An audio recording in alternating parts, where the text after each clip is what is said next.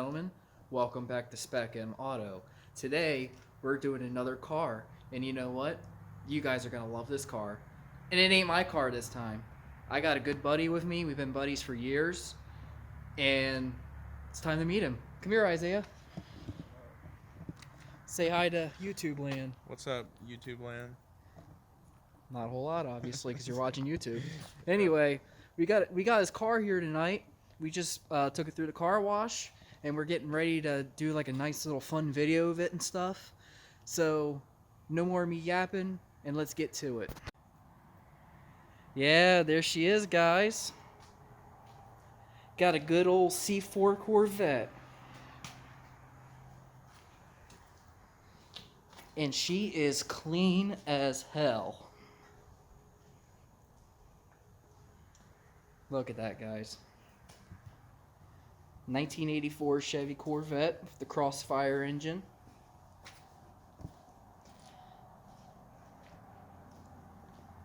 You guys won't believe the little story that he has to tell about it, too. Motherfucker, what? Alright, buddy. Now's your time to shine. Tell everybody the story of your car. Well, like you said, it's a 1984 Corvette. It's got the Crossfire 350 in it, which basically means it's throttle body injected, which basically means it's fucking slow. But the car, I guess you could say, is a one owner, or pretty damn close to it. I got it from a mechanic at a local dealership who said he bought it off the guy who didn't really drive it much. It's been really sitting for a while. He bought it for a project, didn't want to take on the project, and sold it to me. I paid like $2,800 plus tax and title. When I got it, I was told it had 90,000 miles on it. After fixing the odometer, it's got 136 on it, but for what it is, it's pretty clean. 1984, you can't really go wrong with it. Automatic 700 R4. I've done a lot of shit to it. Nothing that it really needed. Mostly stuff I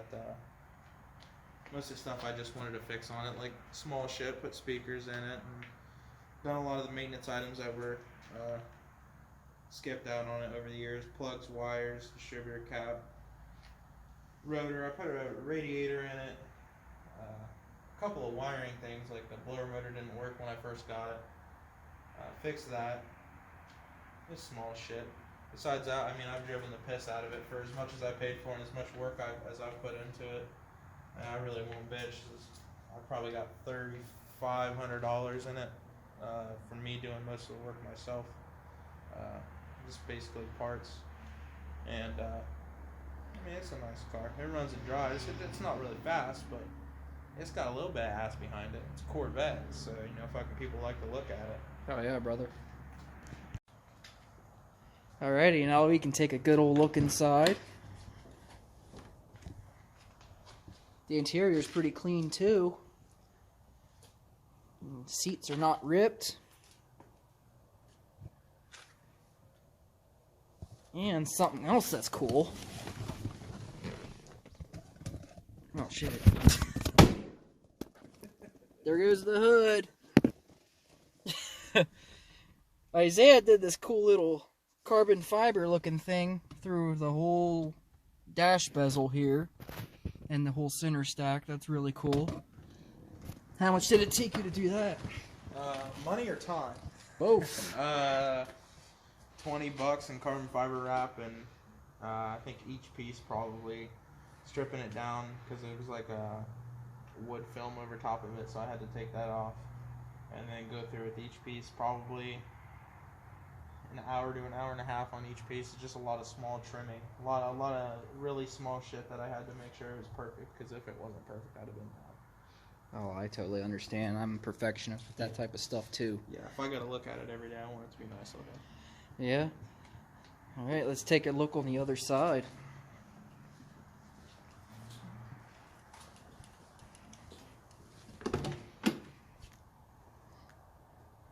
It's cool that the interior lights all work. A lot of these older cars, you don't really see the inside lights work a lot. See, this seat's clean too. Dash is all clean. You're not seeing any cracks or issues with that. I see you finally fixed the little centerpiece on your steering wheel. Yeah. That thing fell off a while back. Yeah. I got tired of it sitting in my lap. Cool. Now let's come over here and let's tell our fine folk at YouTube what you did to fix the little gauge cluster problem you had. Well, the gauge cluster's got a shit ton of problems, but they seem to always want to go out because I got the here, I'll flip them on real quick. The Atari style gauges, which 84, I wouldn't expect it to be perfect after 40 years, but they always have all kinds of issues. It's $400 a bit. Okay. Come inside. Basically what I've done to it is the odometer didn't work, and I took that out. There was one of the pins was broken on it, so I had to fix that. So odometer's working fine now. I still got to get the tack to work on it. If I can get the tack working, really everything will work on it just fine. Right there's the controllers. You can flip through the controls and everything, and choose different options. I think it's got oil temp, oil pressure, range and trip odometer. It's got instant fuel mileage, average, voltmeter, and I believe that's a what do we got up there? Top right. This one? Yeah. Coolant temp. Coolant temp sensor. Okay, yeah. Cool. Alright. You see the L83 is the ones that came in the 84s. I believe the 82s as well, because the 82 was a crossfire motor, and the 84 there was no 83 Corvette that came into production, but the 84, that little plate down there, is L83. So it's got 200 horsepower. I think like what is it? 290 foot-pounds of torque, and that's actually a cup holder too. You can flip that thing open. Yep, like that. And no cigarette lighter in there anymore. No 12-volt thing. That's in the center console.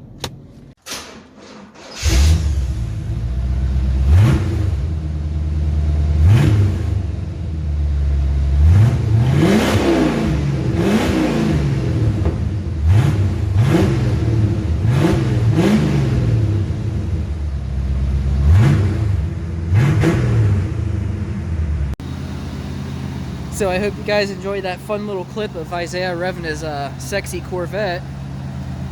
Now, another thing that we both like about this car is the fact that it has the cool pop-up headlights.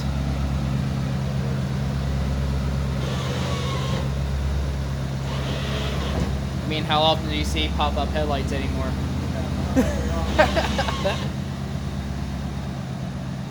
Even like today's standards, I still find that thing really cool and like modern and kind of futuristic too. It's nice, yeah, I like it. I really wish they would bring flipping headlights back. Imagine a Camaro with flip-up headlights. Oh my god. All right, so I think now's a good time to take it for a nice little drive. What do you say? Ooh. All right, time for the drive.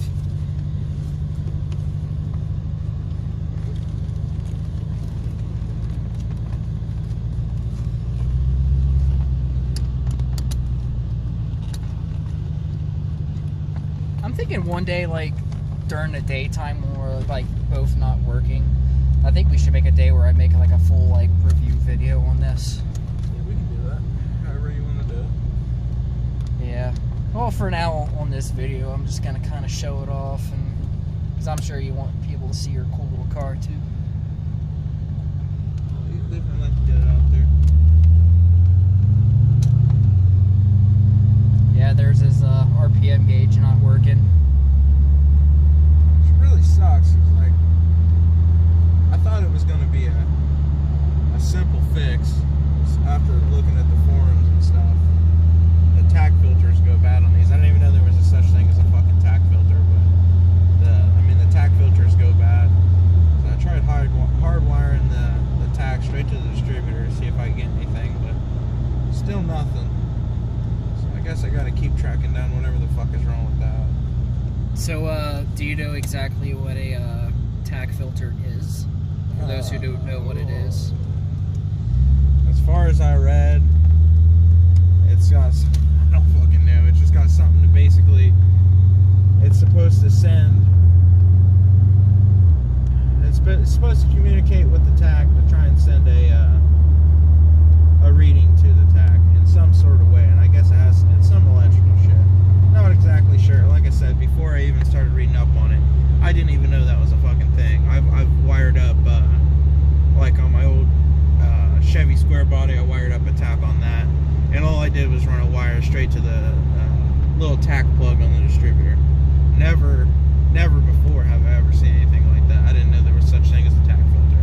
Yeah, that's a weird name for a part. Yeah, I was up at the shop. I had it in the shop one day, and I was trying to figure it out. And as I was researching, I turned to one of my buddies. I think it was Kevin, another guy we got up here. His name's Kojo. And I was like, "Bro, have you guys ever heard of a tack filter?" And they said, "Fuck, what? The fuck is a tack filter?" So I don't know. Never seen it before.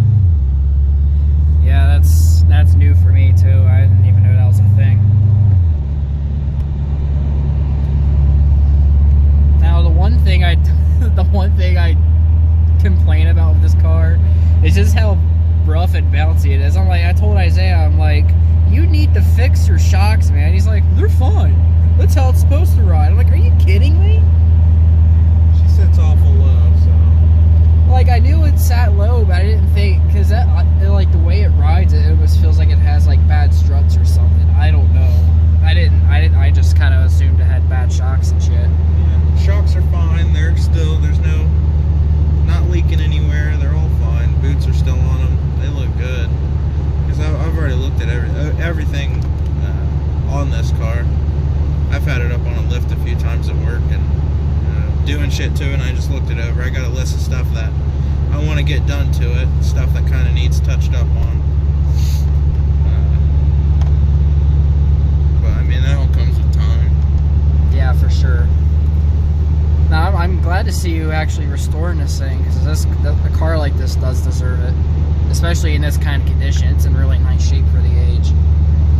Well, the guy who sold it to me said that one of the big reasons why he wanted to sell it to me was because he didn't want to go into an idiot that didn't know jack shit about cars. I mean, I'm not master AC certified or nothing, but I've been working on cars with my dad, and then once I got a little older to get my own car, I started working on my own shit in auto class at school, and then I've had nothing but besides my first job, I've just worked in shops, so I've been around it enough to kind of get a sense of what I need to do. And yeah, he said that was just one of the reasons why he really wanted me to have it. He worked with me on the price a lot. He wanted $6,000 for it when I showed up to the lot, and like I said, I got it for like $2,800 plus tax and title, $2,700, $2,800. I had to look at the exact number.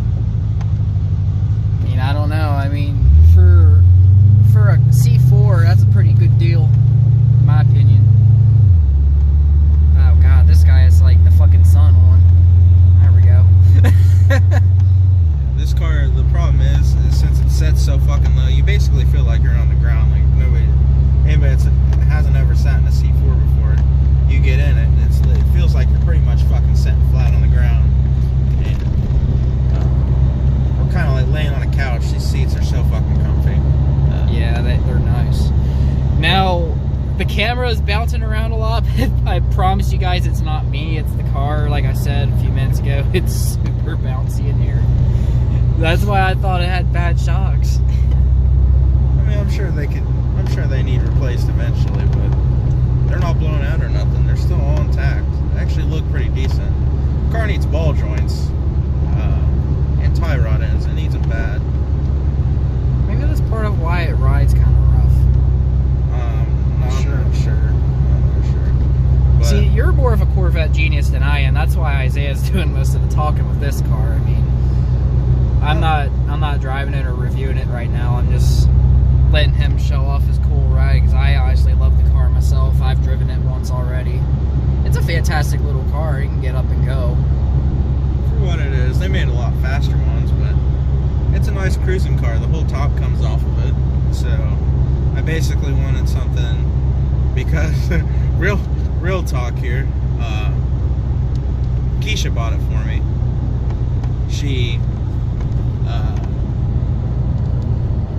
got a little bit of money, and we were together, I don't know, maybe a few months, and I had told her about not having the SRT and how I really wanted another car that was fun to drive around in. And you know, when you're a car guy, you were raised on cars, and then you just don't have any project cars, you don't have anything that's special to you. You just daily drive something that's some work beater, and you don't really give a shit enough to do anything about or to it. Yeah, it kind of makes you depressed. So she was like, well, pick out a car. I was like, would you buy me a Corvette? And she was like, yeah. I thought at first, this is a fucking joke. But no, she really said, she gave me a budget to work with, and she said, pick out the car you want, and then we'll go get it. And I found this one, I think, the next day. It was the first one I looked at. Well, I talked to another guy about his, but this is the first one I actually went and looked at. And she picked it up for me. So Yes, someone has to like legitimately love you to buy you a car like this, and I that's impressive. I had no idea she bought you this car, to be honest. yeah, she bought it for me. She's a good girl, best girl I've ever met. She's wifey status. Yeah, you definitely deserve it after all the crap you've been through over the years. Real I mean, talk. we're not gonna get into his personal stuff, but I'm just putting that out there. He definitely deserves a good woman, and he has it. So congratulations. Hey, thanks, man. Yeah. Love her. She's a good girl. She already put a ring on that finger. She gave me this car. I said, whoop. Yeah, for sure. I'd do the same thing if someone bought me a Corvette. They're like, yeah, here, have a ring. Marry me. What? You trying to stay with me for life and buy me more Corvettes? All right. Here's that engagement ring, bro. Oh, boy. And she's really supportive of it. She's never even before me. I don't think she's ever had a boyfriend or her dad or anything ever really work on cars with her or anything like that. So really, before me, she didn't have any experience with it. And a lot of the times, man, she's a kick-ass woman. I've always said I want a woman that'll come out to the garage with me, and even if we're not fucking doing anything, just sit out there and fucking look the car, maybe wrench on it a little bit. She'll be coming out there most of the time when I'm down in my garage. She'll come down there and just, if she's not working on it with me, she's sitting there and talking to me. So she's really, really supportive of it. She can always make sure that I'm happy. Yeah, shout out to her again. That's awesome. Alright, so we're gonna get ready to wrap this up a little bit. I don't want to keep everybody just staring at the road in the dash all day. So, Isaiah, Mr. Snyder Man, What's up? what is your final opinion on this car? If you want to get a C4 and you want it to go fast, don't get an 84 because it is not fast. Swing probably mid-90s models, and you'll be doing yourself a favor if you're trying to go fast in it. If you want a cool cruising car, the whole spiel about Quisha was that I wanted something that she can enjoy too. So this car is nice to take the top off and just kind of drive it. Like, it'll fucking go anywhere. Never had really any problems with it, and if I did, they were small problems. And if you want something to take the top off and drive it 400 or 500 miles in a day and be comfortable and have fun, I mean, it's a car for you. You can get them cheap as fuck too. Honestly, for a Corvette, it's cheap. Oh yeah, for sure. I've seen plenty of like C3s and C4s and stuff, and they're pretty pricey. Like even on Marketplace, they're a good couple thousand or more.